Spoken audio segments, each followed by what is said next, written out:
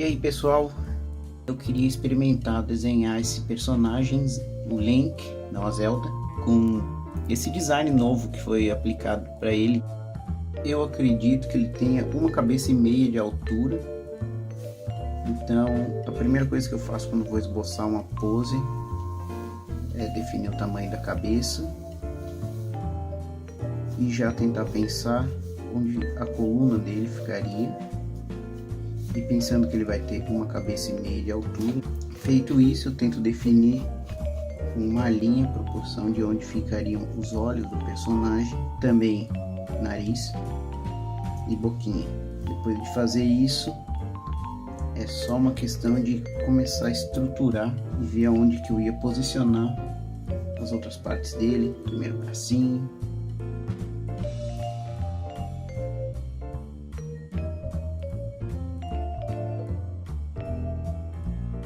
já está aqui, já estruturo o que ele vai estar fazendo com o segundo bracinho, que estaria passando lá por trás. E é legal esboçar, quando for esboçar, tipo, não deixar de desenhar coisas que estão por trás de outras coisas. Na fase do esboço é legal a gente fazer isso para entender aonde é que as coisas estão ficando e o desenho ficar mais estruturado. Então logo depois já podemos começar a estruturar a túnica dele, que é basicamente, ela divide o corpinho no meio com um cinto e uma fivela. Ele sempre tem essa fivelinha, uma fivelinha amarela.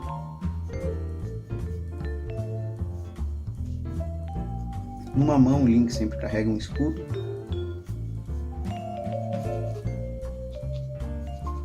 e na outra a clássica espada dele.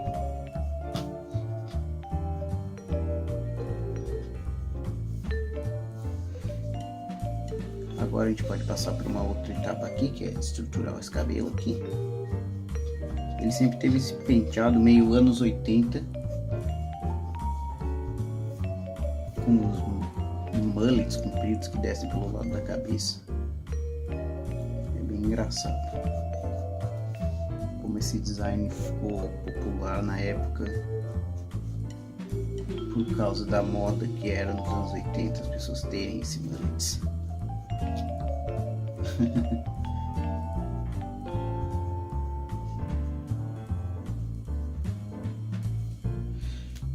Aí a gente pode já passar para tentar ver mais ou menos onde vão ficar as orelhas dele, lembrando que ele é como se fosse um elfo, então ele tem as orelhas pontudas. Você tem que cuidar talvez para não fazer a orelha tão grande também. Ele não é um burro, é um elfo. Como ele está numa visão praticamente vista de cima, seria o que as pessoas chamam de top-down, a perspectiva dele é bem forçada, então dificilmente a gente enxerga os pés dele. Então aqui nem precisa se preocupar em desenhar as perninhas, só a pontinha do pé. Isso já dá uma ideia de que estamos vendo o personagem aqui nesse ângulo.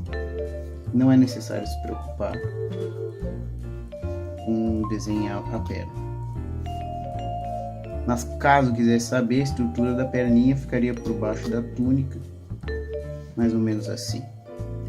Mas como a túnica vai estar em cima, vamos mandar ver aqui. Normalmente a túnica dele tem uma divisãozinha aqui no meio, mas como esse personagem é tão estilizado e fofinho, eu decidi que não vou representar isso. Tentar fazer da maneira mais simples e gráfica possível. O bracinho lá para trás, pedacinho do escudo. Talvez o escudo aqui tenha ficado muito comprido, está esboçando ainda, é rápido de arrumar. A espada dele é aquela clássica espada que aparece na abertura do Super Nintendo. Quem jogou o Super Nintendo sabe. Não é a espada que ele usa no Zelda 64, aquele design surgiu bem depois. Aquele design que tem umas... eu não lembro exatamente como é que é, mas é umas asinhas, coisinha assim, alguma coisa assim.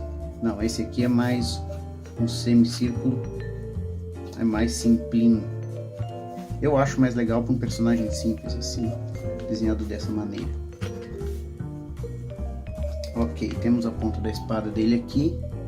E como ele é um rapaz com atitude, ele tem uma sobrancelhinha meio bravo, assim, que mostra que ele tá totalmente compenetrado na ação em combater esses inimigos. Ok, agora vamos começar a dar mais um detalhezinho assim, cabelo.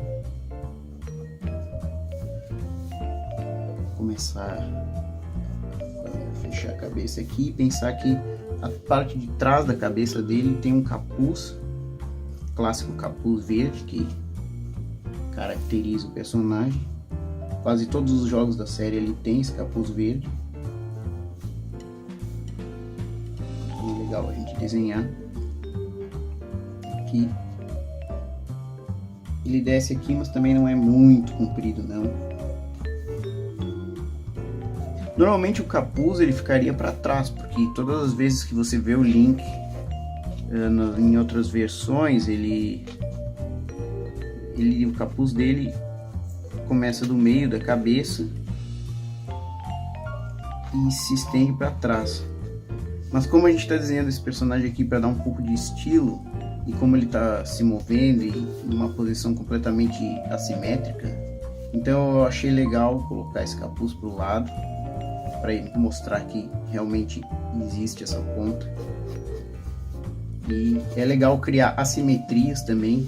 Quando você tem um personagem, você evita fazer com que esse lado seja igual a esse, e essa mão esteja fazendo a mesma coisa que essa, e essa perna fazendo a mesma coisa que essa, porque essa simetria aqui faz com que o seu desenho fique desinteressante. Você quer um desenho dinâmico, tanto que a ideia é começar com uma linha mais diagonal para a coluna, para sugerir uma ação, e isso já vai fazendo com que o seu desenho não se perca numa coisa monótona e espelhada. Então é legal sempre pensar nisso. Bom, vindo aqui, vamos fazer essa espada aqui. Ela tem uma linha no meio.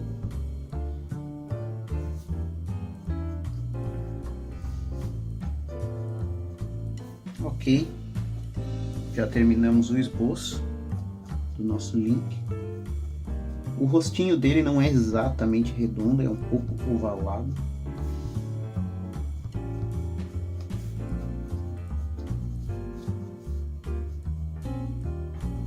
Cabelinho aqui. E se quiser pode fazer um detalhezinho do capuz. Que esse detalhe também existe aqui, eu representei aqui nessa visão aqui como se fosse lateral do Link.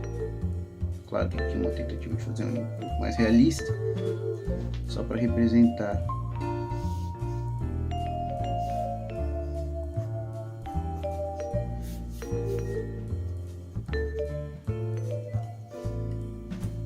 Fazer essa parte aqui.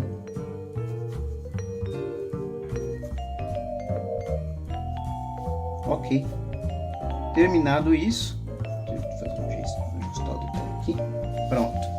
Terminado isso, o que a gente faz? A gente passa para a parte do inking, que nada mais é do que a arte final. A gente começa com uma caneta preta, tinta molhada, 0.8. Essa caneta aqui está um pouco seca, mas vamos tentando, vamos lá que dá. Eu gosto de usar minhas canetas até o fim, para saber que eu aproveitei bem elas, mesmo que ela esteja meio seca, eu continuo usando. Ainda dá para fazer um desenho legal.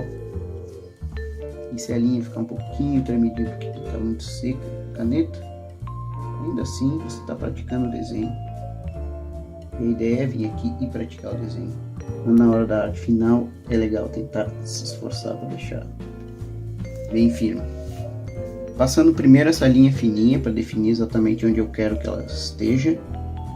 E depois eu vou trabalhar para deixar a linha mais grossa aonde eu achar interessante, e eu gosto de fazer isso de uma maneira que sugira volume, porque a linha sim, ela é uma abstração gráfica para representar a delimitação de uma massa, de um objeto, mas você pode utilizar ela para mostrar volume. E o que significa isso? Mostrar o que está na frente do que, e qual o tamanho das coisas, e qual a proporção.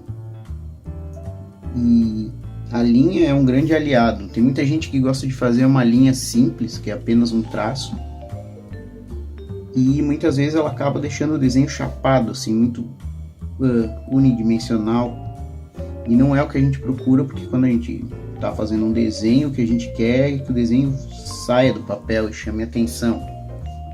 O desenho convide a gente a ficar olhando para ele. E um jeito de fazer isso é com uma linha que sugira um volume. Essa parte aqui é basicamente um semicírculo, mas eu dei um pouco de profundidade, um pouco de volume para ela. E aqui a lâmina da espada, uma linha bem reta, que eu já cheguei, já fiz meio torta. Inclusive errar é uma coisa necessária no aprendizado. Ó, às vezes é legal também virar o papel, porque pode te ajudar a fazer um ângulo mais difícil, um ângulo que talvez precise mexer o pulso de um jeito diferente. Já está saindo o nosso link.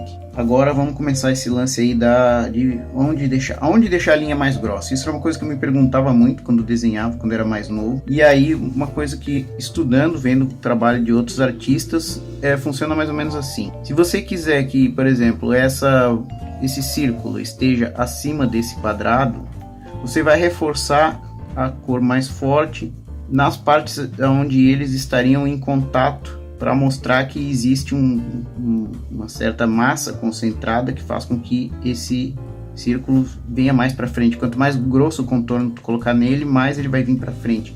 Quanto mais fininho o contorno, mais lá para o fundo da imagem as coisas vão.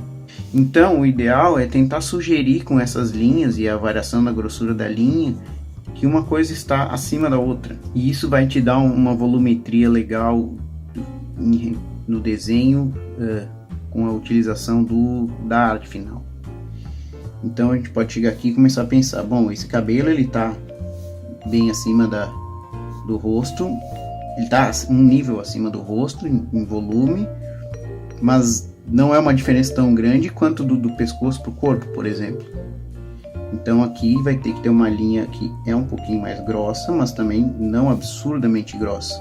Já da cabeça para o corpo, com certeza a linha vai ser bem mais grossa. Então a gente vem aqui trabalhando a linha para ela já sugerir essa distância.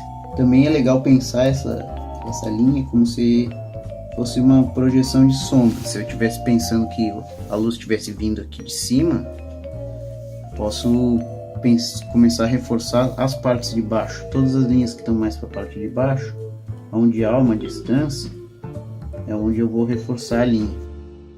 E assim, com a grossura da linha, você vai controlando e vai guiando o olho da pessoa que olha o seu desenho. E ela, só de bater o olho no teu desenho, ela já vai saber aonde está cada coisa tridimensionalmente no espaço. E isso é muito legal e é muito mais interessante do que só pegar e fazer uma linha grossa ao redor de tudo, que é uma técnica válida, sim, mas eu acho que o desenho pode dizer mais coisas do que só tipo um grafismo tão direto assim. Bom, esse aí é o que seria uma arte final feita rapidão assim, o nosso personagem. E o que eu vou fazer em seguida é dar uma cor, vou pintar ele. Vamos ver como é que a gente vai fazer isso. Então eu vou dar uma de ousadão e vou usar tinta guache para separar as cores e vou começar então esse processo aí de dar uma cor para esse nosso link. Aos pouquinhos, vem aqui então e começa a aplicar a cor, pinquinha verde. E aí eu posso ir usando mais tinta aqui, aí deixando a cor mais forte, onde eu quero que tenha mais sombra. Onde tem mais luz, fica mais diluída a tinta. E onde tem mais sombra, eu vou sugerir um pouquinho de sombra do braço. Pronto. Aqui mesma coisa. Aí eu vim trabalhando com o pincel. Fica bonitinho. Estou fazendo diluído em água, então vai ficar com uma cara um pouco, não uma cor super forte, Ficar uma coisa mais com uma cara de uma aquarelinha, assim. Fica bonito, fica suavezinho. Acho que combina com esse estilo. Esse estilinho tá ficando maneiro. Tem que sugerir um pouco a sombra aqui. Tinta guache é uma tinta bem barata de comprar. E ela é bem versátil. Você pode usar ela tanto seca, passando uma pincelada em cima da outra, quanto a tinta molhada mesmo. Puxando aqui. É só ousada. Ousada. Frente das câmeras, pela primeira vez. A técnica que há muito tempo ela não usava. Ousadia. É legal experimentar bastante técnicas. Mesmo que você não saiba, você pode aprender. Hoje em dia tem muito tutorial, muita coisa, mas dá para arriscar. Começar a fazer as coisas sozinho, não precisa ter uma trava assim muito grande. Não vou saber fazer. É legal brincar, experimentar como se fosse uma brincadeira mesmo, que é assim que todo mundo começa desenhando. Não existe esse lance assim de eu nasci com o dom e tudo que for produzido vai ser o melhor possível. Não, todo mundo começa brincando e aí vai pegando gosto pela coisa e aí acaba melhorando a técnica e aprendendo com o tempo. Bom, o link é Rapaz Loiro, então estou trabalhando com essa tinta amarela, mas depois eu vou tentar puxar a sombra para um marrom mais avermelhado, para não ficar com essa cor tão amarelo limão, que eu tenho interesse que essa cor apareça mais no brilho nas outras partes. Onde for mais escuro eu prefiro. Tá vendo como aqui eu tô deixando um brilho no cabelo, que é onde seria a luz refletindo.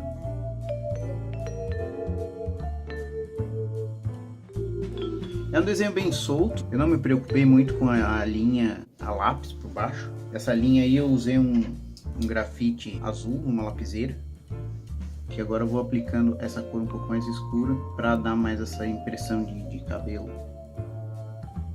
loiro e não cabelo amarelo limão. Para a pele a gente vai precisar criar uma coisa um pouco mais avermelhada, um pouco mais corada e não tanto puxando para o amarelo, botando um pouquinho de vermelho. É legal sempre pensar em misturando as cores, que normalmente na sombra não é a mesma cor que no claro. Talvez depois eu possa até puxar uma cor marrom mais escura ainda, nessa parte interna da orelha,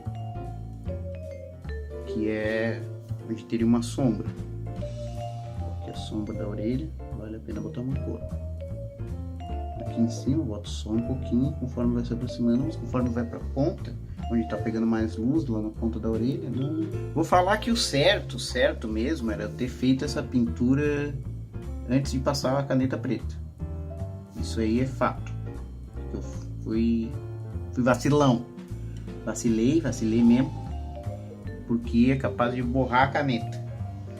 Mas também fazendo aqui para se divertir. Uma certa tonalidade, que é onde tem sombra, sugira uma cor de pele. Você pode ver que conforme eu vou indo pro centro assim, do rosto, eu não vou deixar essa cor de pele tão forte. Não precisa pintar tudo com uma cor chapadona, mas não fico forçando a cor em tudo, porque não faz muito sentido. Fazer essa cor que é o braço dele, que a túnica dele é verdinha, mas o braço é como se fosse uma blusa por baixo de outra cor. Então vamos pegar esse marrom e tentar reproduzir isso aí. Claro que sempre lembrando, esse marrom aqui é avermelhado demais. Me assustei. Não queria tanto vermelho. Vamos pensar em tentar usar um pouco desse marrom, misturar. A sombra vai ficar um marrom mais escuro. O Como é um marrom, eu já posso usar para colorir a bota. A bota eu vou colorindo aqui. E eu deixo essa parte branca aqui que representa o brilho couro na bota. É a bota de couro reluzente. Então é legal deixar esse brilhozinho. Sempre lembrando aquele lance de nunca é interessante pintar tudo da mesma cor. Pintar tudo de uma maneira chapada, assim, porque as coisas na natureza não se comportam assim. Tipo de pintura um pouquinho mais solta, assim, então tu não quer ter uma precisão grande. A espada, como ela é um metal que está refletindo, eu vou optar por pintar metade dela e a outra metade eu vou deixar sem cor, porque parece que ela está refletindo mais luz de um lado. Eu posso ainda vir aqui com mais preto, agora brincando mais escuro mesmo, e reforçar essas áreas de sombra onde eu quero sugerir mais sombra. Esse link, como ele é fofito, ele tem a bochechinha mais marcada com um tom mais avermelhado. Eu acho legal esse toque no design. Eu acho que dá um calor no personagem. Agora pro cenário a gente pode vir aqui e dar uma pirada também, já que a gente não tá querendo tanta precisão. Pode fazer um desenho, nem desenhar nada do cenário, só pode vir aqui já ir com tinta verde. Tem mais verde aqui, um pouco amarelo, vem aqui e dá para sugerir umas graminhas, já que o Link é um rapaz que está sempre andando no meio do mato.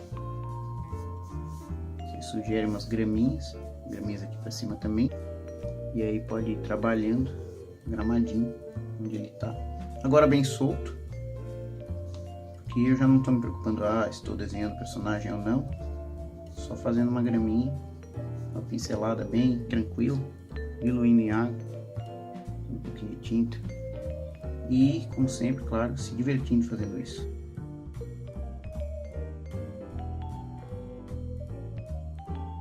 Eu tinha esquecido, olha só que relapso. Você não entrega um desenho faltando pintar o braço. Você não vai fazer bem para a sua carreira.